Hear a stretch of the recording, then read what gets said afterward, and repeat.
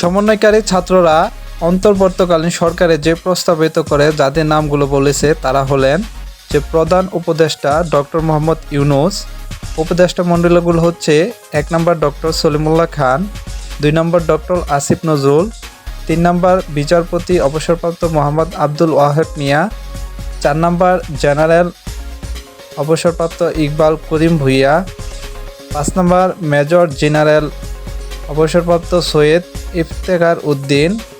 6 নম্বর doctor Debapriya Bhattacharya, 7 নম্বর মতিউর রহমান চৌধুরী, 8 নম্বর brigadier general অবসরপ্রাপ্ত M A Sakhawat Hossain, 9 number doctor Hussain Zillur Rahman এবং সর্বশেষ 10 নম্বর বিচারপতি অবসরপ্রাপ্ত এম এ মতিন। আজকে সমন্বয়কারী ছাত্ররা তারা এই অন্তর্বর্তীকালীন যে সরকার গঠন করা হবে তারা এই নামগুলো কিন্তু প্রস্তাবিত করেছে। দেখা যাক এগুলো চূড়ান্তভাবে প্রতিফলিত হয় কিনা।